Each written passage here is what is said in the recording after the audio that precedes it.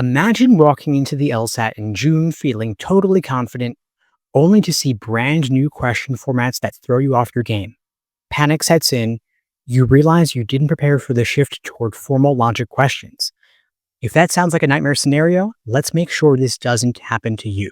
First, for those who don't know me, my name is Steve Schwartz. I've been teaching the LSAT since 2005, and I personally increased my own LSAT score from a 152 to a 175. Now, over the past year and a half or so, I've seen how LSAT is subtly, but significantly, changing the test. And knowing these changes are crucial if you're aiming to take the LSAT in June or beyond. My goal today is to share everything I know about these changes so you can update your LSAT study plan accordingly and walk into the June LSAT feeling calm, collected, and confident. Now, before I dive into the specifics, let me address a question I get all the time. Why should you trust these predictions? Well, here's what's been happening in the LSAT world. Countless students have been coming back to me and other LSAT experts sharing that they're seeing an increased frequency of questions testing formal logic, numbers versus percentages, and conditional reasoning concepts. These new question patterns aren't anecdotal, they're actually being reported at scale. And the unscored extra sections on recent LSATs have been loaded with new variations of formal logic questions. Historically, LSAT has used that extra section to field test questions that may become more prominent on the scored sections in the future, and this is exactly what we're seeing right now. Of course, LSAT removed the logic game section due to a legal settlement, but they still want to test your ability to handle structured, logic-heavy thinking. Just now, it's being shifted heavily into logical reasoning. And if you don't adapt, you could easily get blindsided. So, if your LSAT date is June or beyond, consider this your heads up. Now, let's get into the specifics of what's changing and how you can outsmart these changes. Now, over the past year, we've seen a whole lot more formal logic questions in the logical reasoning section, including complex conditionals, where you have multiple if-then statements chained together, more questions involving numbers versus percentages that contain important distinctions between absolute numbers and proportional statements, as well as more questions that have rules that interlock, requiring careful diagramming to solve quickly. Of course, you saw this kind of reasoning appearing predominantly in the logic game section and only occasionally in logical reasoning.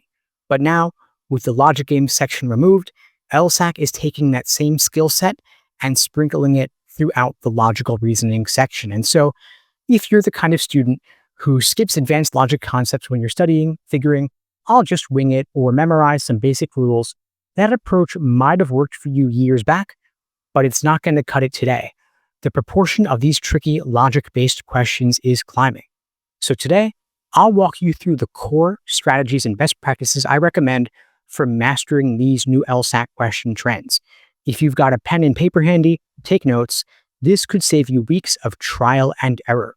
First, you want to refine your diagramming skills, your ability to interpret formal logic. People sometimes worry that diagramming will slow them down, but in reality, if you practice diagramming enough, it becomes second nature and can actually speed you up on more complex questions.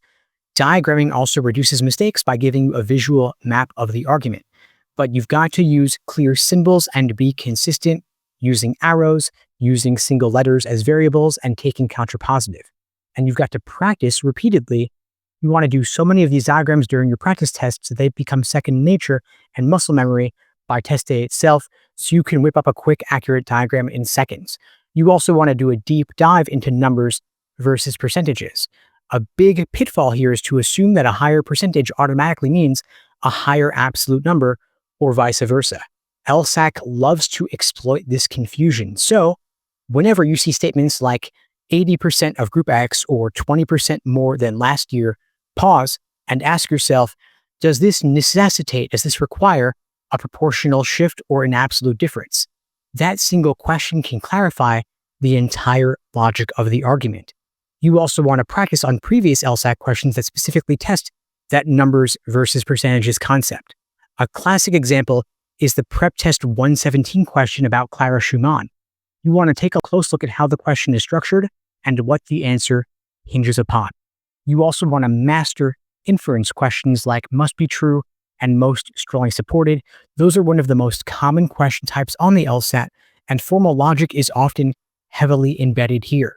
For example, there's a great question from Prep Test 111 about inspired musical performances, loaded with conditional statements, perfect for practicing diagramming. There's also a great sufficient assumption question in Prep Test 130 about handmade wigs, lots of formal logic going on there. Now, here's a tip to help you get more efficient at evaluating stimuli like these. First, you want to identify the relationships.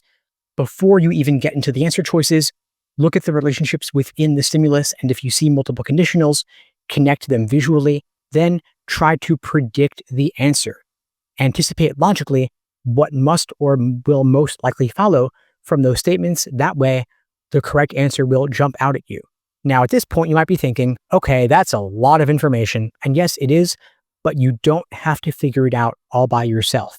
At LSAT Unplugged, we offer private one-on-one coaching and small group classes specifically tailored to the new LSAT and all these recent changes, giving you detailed breakdowns of formal logic and conditional reasoning, extra drills for numbers and percentages questions. And so if you want to cut the learning curve and study with someone who's helped countless students jump 10, 20, even 30 points or more, check out the links below to book a call with me and my team. We'll talk through your goals, your current score range, and figure out how you can maximize your potential come test day. Don't let these new trends hold you back from getting into a top law school and scoring 170 plus on the LSAT. Now let's talk through some common mistakes students encounter when navigating these changes. The biggest one is probably rushing through formal logic. A lot of students will skip diagramming because it feels dry or time-consuming, but that's a huge mistake. You want to slow down and master the fundamentals. Practice them every single day. Drill them if you have to. The second big mistake is over-relying on old and outdated study materials.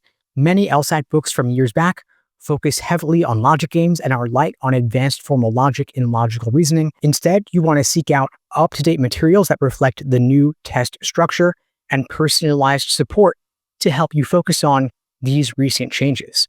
The third big mistake is to neglect mastering inference questions. People think inference questions are straightforward, and yes, they can be, but they can also be incredibly tricky if you don't see the hidden relationships. So you want to identify all the premises, diagram or outline them, and then force yourself to articulate each possible conclusion. Now, one final mistake that students often make as well is to ignore timed practice. And that's a problem because, of course, you can know formal logic in theory, you can know how to diagram with unlimited time, but under timed conditions, when your adrenaline's pumping, it could be a different story. And so you want to do timed sections. Even if that involves just doing 5 or 6 formal logic questions in a row with the clock running, that'll at least get you a little bit closer to the real test environment. Now, the good news is, because these are real changes, ones that are going to throw some students off, the prepared test takers like you, if you follow this advice, can stand out and get a higher score. Most students are going to keep studying as if the LSAT never changed. They'll walk in on test day and wonder what happened to logic games, and they'll also wonder why they got hammered with advanced logic questions in logical reasoning. But you're going to be ready. The key is to start now. Don't wait till the last few weeks to tackle these question types. So that's the big picture of what you expect for the June LSAT and beyond. If there's one thing I want you to remember, it's this. The LSAT is evolving, and you need to evolve with it. Don't rely on outdated resources or minimal focus on formal logic. Instead, lean in to the new structure, double down on your study of conditionals, numbers, and diagramming strategies. And if you'd like individual guidance, personalized support, check out the links below to book a call with me and my team. We'll walk you through your personalized day-by-day study plan, whether you're aiming for a top 14 law school or just want to make a significant score jump, ideally into the 170s. We'd be glad to help. And in the meantime, I wish you all the best and take care.